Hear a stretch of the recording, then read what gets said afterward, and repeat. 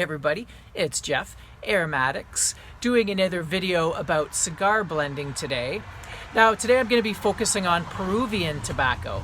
Now before I start talking about that, I just want to let everybody know that's interested that probably the next little while I'm going to do a bunch of videos on tasting wrapper leaves. I've never really seen anyone do a video where they actually tasted individual wrappers and gave their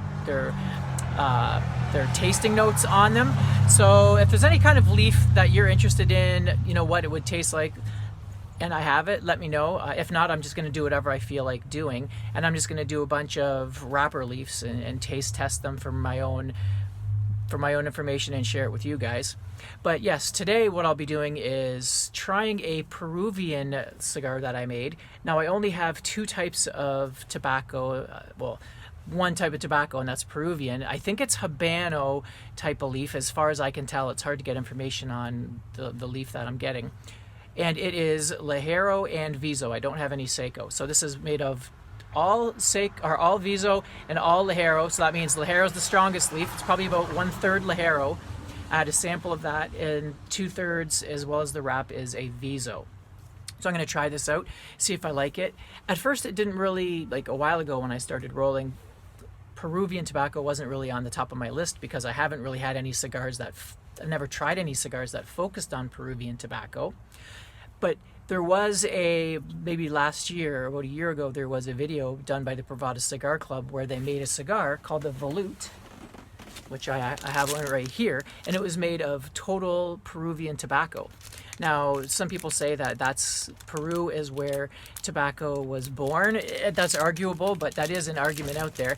And it was an intriguing video, and a lot of people were really liking this cigar that the Peruvian Cigar Club came out with. And I haven't been able to smoke it yet because a bunch of friends of ours, like a bunch of us, have some and we want to smoke them together, maybe in the warmer weather.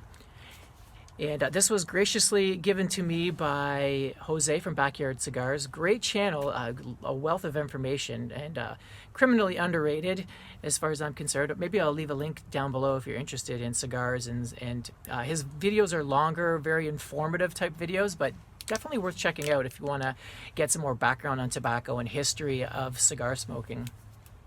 Anyway, yeah, so I've rolled my own, and I wish I could have tried this to see, you know, to compare the two, but maybe somewhere down the road. And if I enjoy this, I already have lots of Viso, and if I enjoy this, then I'll maybe go get some more Ligero.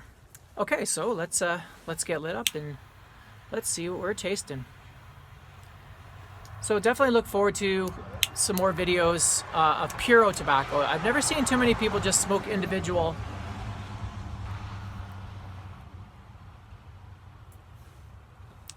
type leaf. So I'm sure someone out there would find it interesting. If not, at least I will.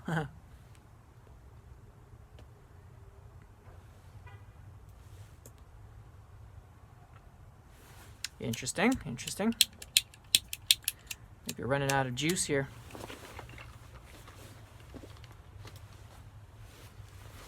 So I've wrapped a bunch of Puros, which is, you know, just one type of tobacco.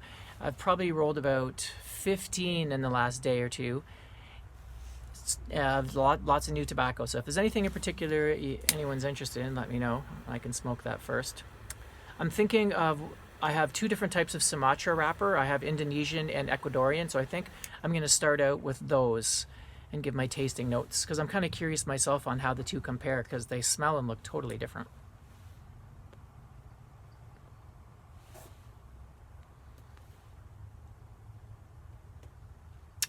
Okay, on startup, not a lot of flavor on the palate, but there's some strength there. There's a sharpness.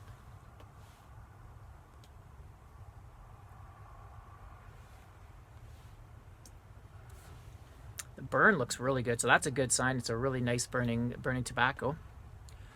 Okay, give me a little bit to settle in and to get what I'm feeling, and I'll be right back in a little bit, and we'll discuss what I'm tasting.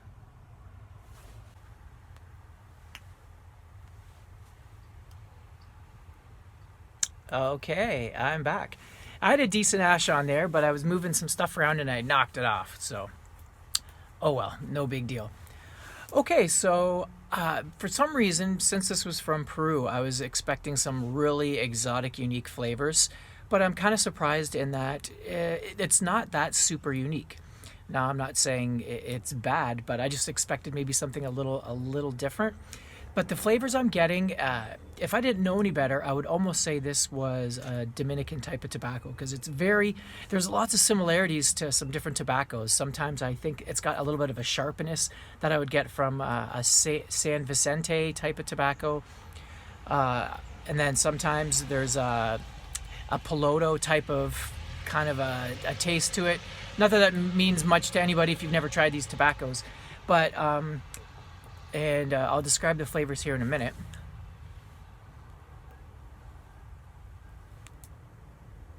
And sometimes I'm getting flavors that I would recognize from Pennsylvania broadleaf. Okay, so the flavors that I'm getting are, I would say, a medium roast coffee is the base of what I'm getting. So if you had a medium roast coffee with maybe a little bit of milk in it, and I'm getting some earthy flavors. So the Dominican side, it kind of that kind of earthy, kind of gritty taste that you get from a Criollo or a San Vicente, but there's no cooking spices like I would get from those, such as like nutmeg kind of allspice type of thing. It's just kind of got that an earthy coffee flavor, as well as the Pennsylvania broadleaf side, where it's got that kind of Pennsylvania broadleaf kind of has a coffee earthy taste as well, but a different type of coffee and earthy taste.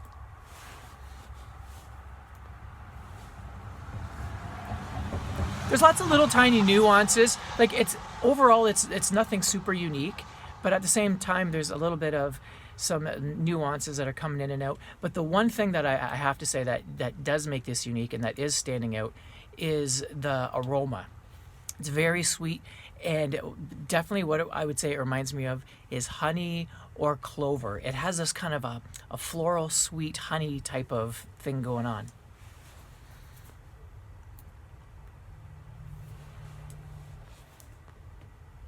But it doesn't quite transfer into the smoke.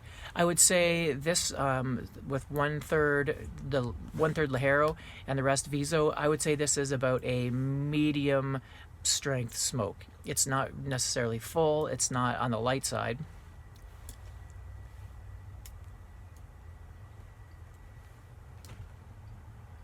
Pretty smooth on the retrohale, so it's well done tobacco. It's definitely been fermented and aged properly. There's no ammonia, no taste like that. It's pretty good. It's a decent tobacco. It's hard to say on its own because, say, Corojo tobacco, Dominican Corojo is one of my favorite tobaccos to blend with. But on its own, it's too one-dimensional. But when you mix it, it's fantastic. Whereas there's some other tobaccos like Criollo, which is really great on its own, but makes for just maybe not quite as special cigars, when blended. It's kind of good on its own. This kind of is the type of tobacco that I think would go good with other tobaccos, but it's not necessarily, at least from what I have here, not necessarily great totally on its own. It's just a little bit one-dimensional. It's missing something. I'm not really sure what it is. But interesting tobacco. I'm still on the fence whether or not I'm going to buy a pound of Ligero. We'll see. We'll see. Anyway, that's all I have to say about the Peruvian tobacco. Have any of you smoked that Volute or any cigars with Peruvian tobacco? Let me know. I'd be curious. Hope you guys enjoyed my little experiment, and I'll see you on my next video. Till then, Aromatics, signing out.